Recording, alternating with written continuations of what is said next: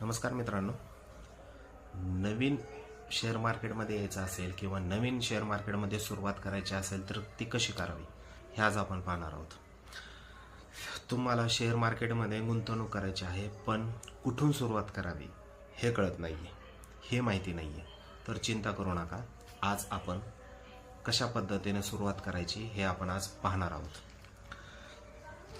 तर फर्स्टमध्ये सर्वात पहिलं पाऊल म्हणजे अकाउंट आणि सर्वात पहिलं पाऊल म्हणजे डीमॅट अकाउंट आणि ट्रेडिंग अकाउंट उघडणे.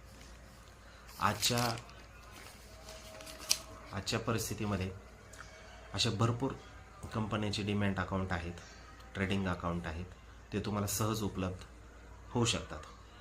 त्यापैकी एक नावाजलेलं आणि सध्या चर्चेत असलेलं ट्रेडिंग अकाउंट म्हणजे झिरोदामध्ये तुम्ही ओपन करू शकता, अपस्टॉकमध्ये ओपन करू शकता आणि एंजल वन सारख्या प्रसिद्ध कंपन्यांमध्ये तुम्ही तुमचं अकाउंट ओपन करू शकता आणि त्याद्वारे तुम्ही शेअर्स आणि SIP म्युच्युअल फंडमध्ये गुंतवणूक करू शकता. त्याच्यासाठी तुम्हाला आधार कार्ड आणि पॅड कार्ड हे सक्तीचं आहे, हे माहिती असायला हवं. सेकंड, शिका आणि समजून घ्या, व्यवस्थित शिका आणि समजून घ्या. शेअर्स म्हणजे काय, निफ्टी, सेन्सेस म्हणजे काय हे समजून घ्या. यूट्यूब, वेगवेगळे प्रकारचे ॲप्स, ब्लॉग्स, इथं एकदम साधारण माहिती, सहज माहिती तुम्हाला उपलब्ध आहे. ह्या पूर्ण प्लॅटफॉर्मवरती एकदम मोफत माहिती तुम्ही मिळवू शकता, उपलब्ध करू शकता.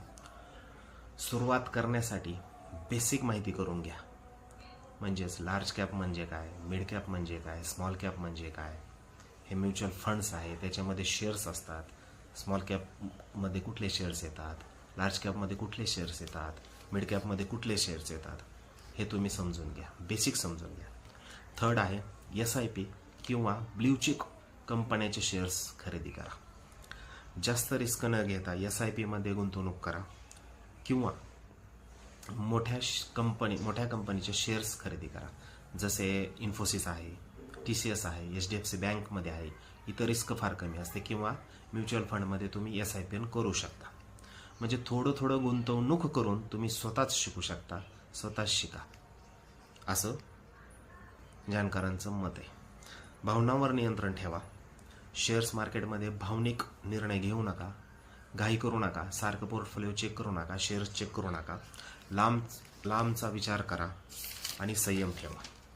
शेवट असा आहे की शेअर मार्केट हे श्रीमंतीकडे जाण्याचा मार्ग आहे, परंतु शहाणपणाने वागण्याचं काम आहे. तर धन्यवाद मित्रांनो.